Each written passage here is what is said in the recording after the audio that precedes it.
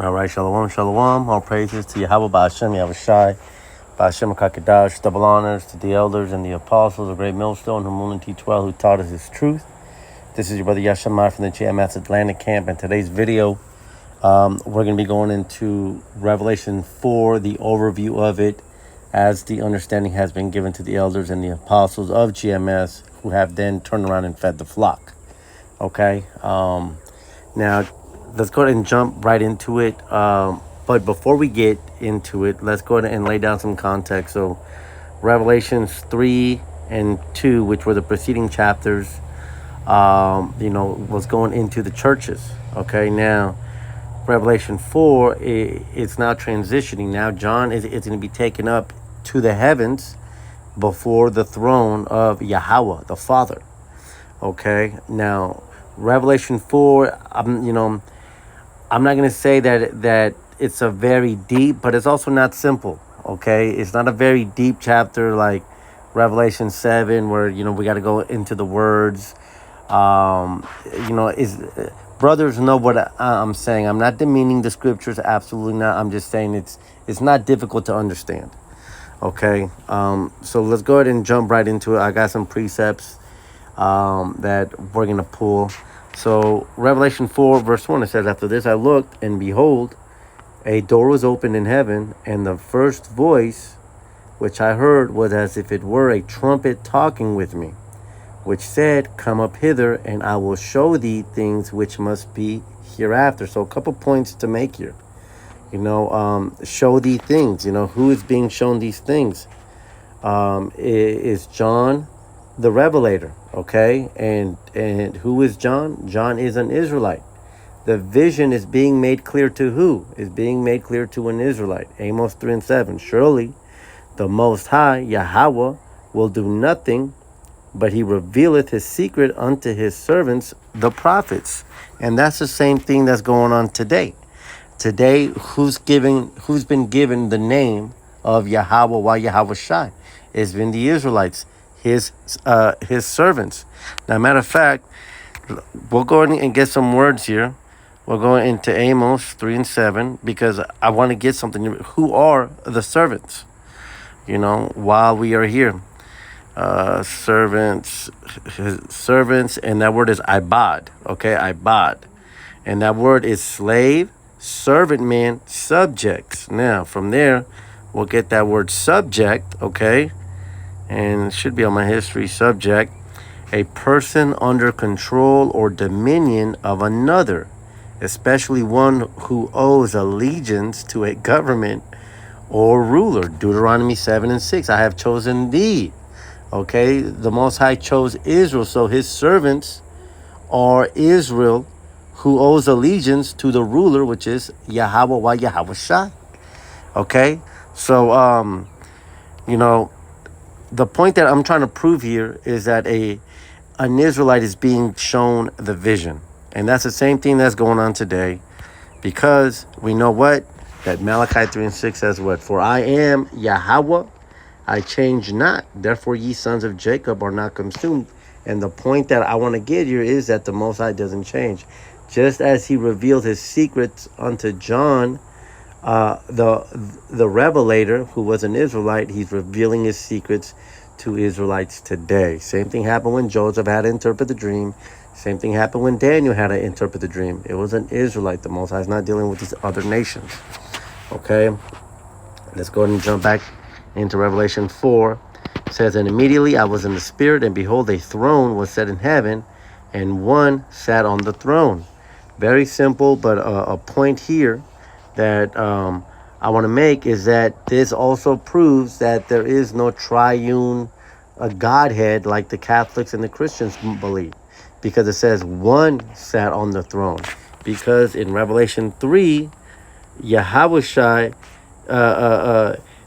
is speaking, but then what? He gets taken. He gets taken up, and then he's going to see one person, which is the Father, Yahweh, sitting on the throne.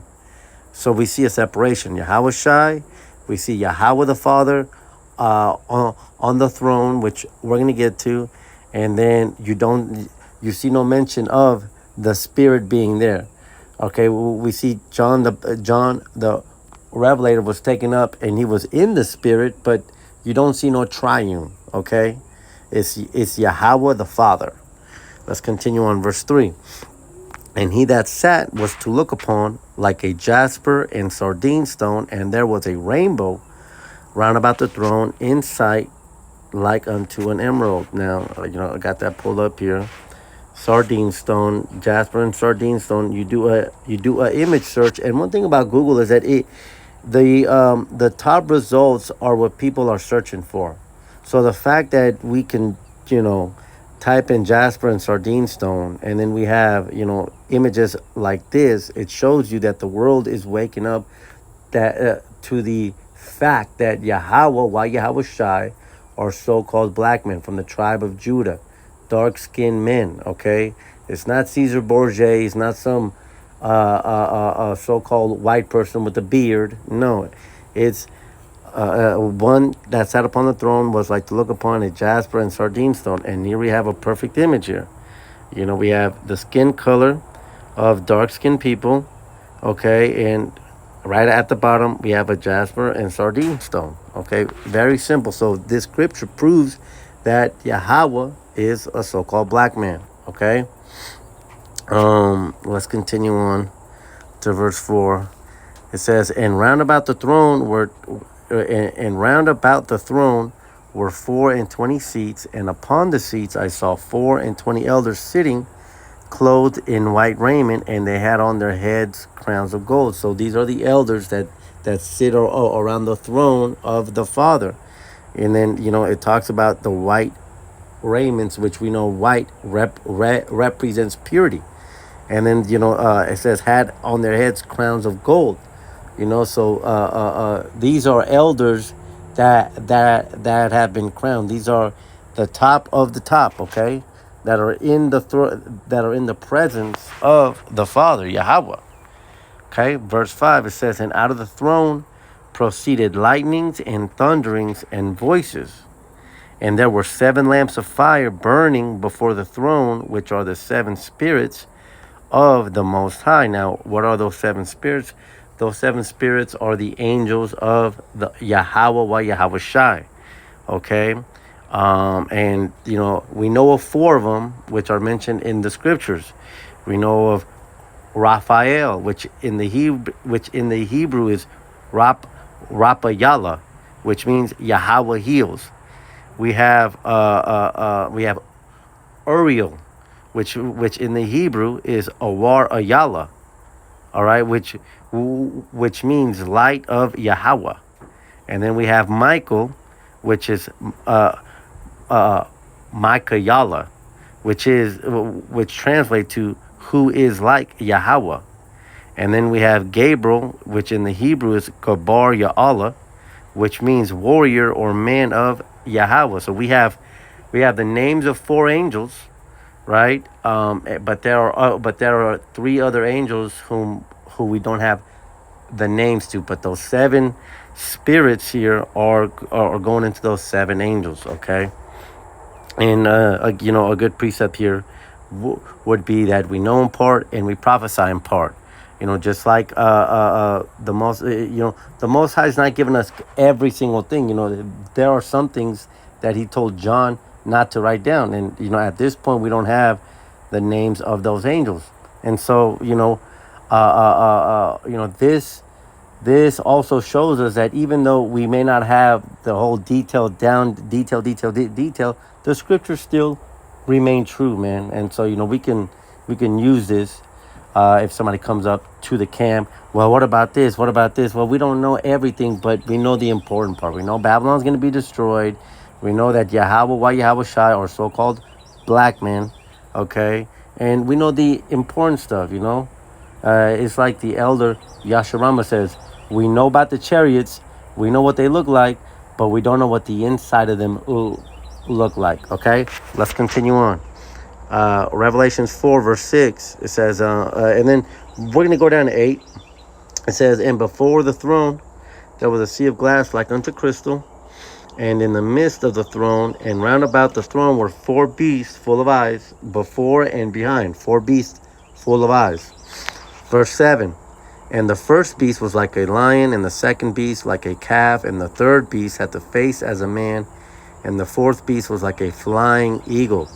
And the four beasts had each of them 6 wings about them, and they were full of eyes within, and they rest not day and night, saying, Holy, holy, holy, the Lord Yahweh Almighty, which was and is to come.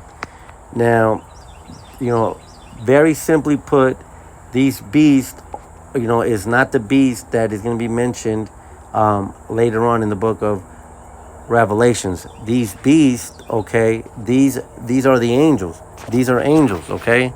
And to prove that point, we're going to go ahead and get Ezekiel 1. And just to prove the point, we'll get 5 to 11. Okay, it says, also out of the midst thereof came the likeness of 4 living creatures. And this was their appearance. They had the likeness of a man. And everyone had 4 faces, and everyone had 4 wings. And their feet were straight feet, and the sole of their feet was like the sole of a calf's foot, and they sparkled like the color of burnished brass. So again, burnished brass. Let's just do a quick search here. Burnished brass, okay? Burnished brass. Let's do that. Let's see what comes up. And what do we have? We have dark skin. All right, burnished goes into burnt. Okay, so even the angels are dark-skinned men. Okay, burnished brass is a dark color. So where does the Christian church get these white angels, white baby angels, naked angels? Like, where does this happen, man? These Christians are sick in the head. But let's continue back. It says, okay, and they sparkle like the color of burnished brass, verse 8. And they had the hands of a man under their wings and on their 4 sides, and they 4 had their faces and their wings. Their wings were joined one to another. They turned not when they went everyone straight forward.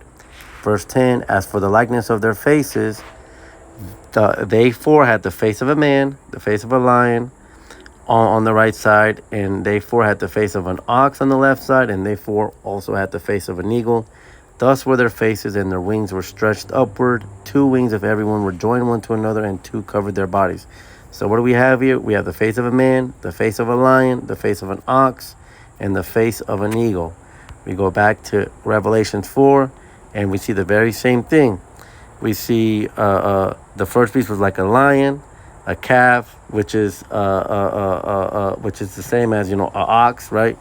A calf, a man, and an eagle. The beast are the angels mentioned in Ezekiel. Now let's go down to verse 9.